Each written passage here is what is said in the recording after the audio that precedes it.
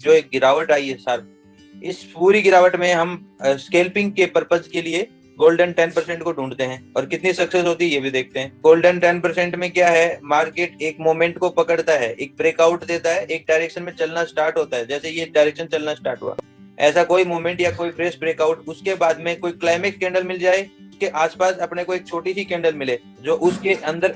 10% के आसपास उसकी बॉडी कवर करती हो, वो चाहे इसके इनसाइड आए या इनसाइड न आए उससे मतलब नहीं, उसके आसपास अपने को छोटी कैंडल मिल जाए, उसके बाद में उस कैंडल को ट्रेप करें कि एक क्लाइमेक्स कैंडल के बाद में एक छोटी कैंडल मिल गई और एक छोटी कैंडल के बाद में अपने को उसी को एक ट्रेप किया गया, यानी कि उसके एसएल खाए गए और यहाँ से वापस हैमर बन गया और मार्केट इसको जैसे ही क्रॉस करेगा तो अपने को एक क्विक स्कैल्पिंग मिल जाएगी अच्छी वाली, ये बहुत अच्छी बहुत बेहतरीन होती है। तो अब इसको हमें यूज क्या करना है, मार्केट ने क्या किया, इस फ्लो में आया, थोड़ा सा पोज लिया और ऐसे पोज लेके फिर इसी एरिया को काटता है और इसी एरिया से निकलता है, ऐसे चलता है मार्केट।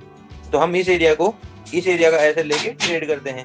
और ये कंटिन्यूएशन ट्रेड होती है, यानी कि ये कंटिन्यूएशन है, जो छोटा सा पोज किसी कारण से ले रहा है उस पोज फेज का एडवांटेज लेके हम नीचे को ट्रेड कर रहे हैं। एक्चुअल में देखो यहाँ बन रहा था, ठीक है, लेकिन आपको इसकी स्ट्रेंथ देखनी, इसकी स्ट्रेंथ इतनी मजबूत नहीं है, ठीक है, अपने को मजबूत स्ट्रेंथ देखनी है। तो देखो ये 10% था, यहाँ पे ऐसे आया, उसके बाद में मार्केट पोज दिया, निकला, सारे ब्रेकआउट मिल गए थे नीचे के, उसके बाद में मार्केट चलना स्टार्ट हुआ, यहाँ पे पोज लिया, पोज लेने के बाद में यहाँ 10% बनाया और ये देखना ये वाली जगह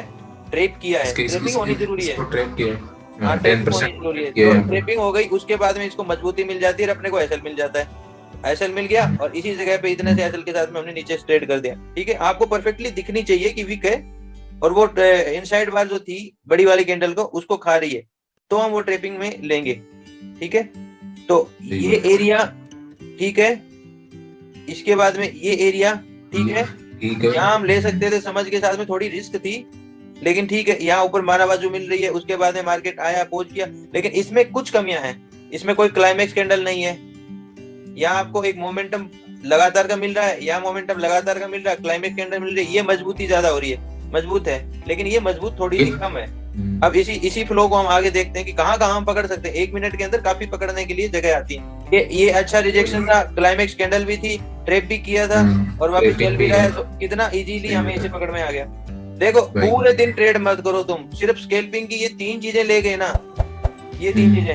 आपने पूरा कवर कर लिया, मतलब सारा दिन में जितना मार्केट इतना ट्रेवल कर गया ना, मतलब पूरे दिन ऐसे ऐसे खिचड़ी पका के लास्ट में इतना ट्रेवल कर गया, बस तुम्हारे लिए वो मोमेंटम मिल गया, बायर के लिए वो मोमेंटम चाहिए। मतलब कितना टाइम होगा ये देख लो, यहाँ से स्टार्ट हुआ 2:30 बजे के आसपास और करीबन 3 बजे, आधा घंटे के अंदर आप अपना काम खत्म करके निकल गए।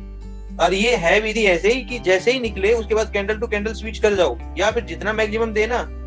क्लाइमेक्स कैंडलों में आगे चलने लगे तो जैसे ही रुके वहां निकल जाओ। तो यहाँ देखना कैंडल टू कैंडल स्विच करोगे, शायद यहाँ नहीं निकलोगे तो यहाँ जाके निकल जाओगे, और ये एकदम बॉटम प्लेस है। इसका मतलब क्या होता है, इसका मतलब होता है कि आपका एसएल बहुत छोटा एरिया होना चाहिए, आपके टारगेट उससे कई गुना होना चाहिए, यानी कि अपना रिस्क रिवार्ड है ना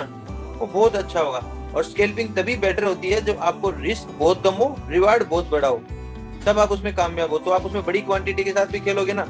निकलना क्विक होगा, अगर आपने क्विक नहीं निकला तो मार्केट आपको पूरी तरह से तहस नहस कर देगा, क्योंकि कहीं से भी मार्केट टर्न ले सकता है। वो स्मॉल रिस्क के साथ में एक प्रोबेबिलिटी को कैच करने की कोशिश करी जाती है और उसमें बेहतर अपॉर्चुनिटी को ढूंढने के लिए हम वो विधियां बनाते हैं।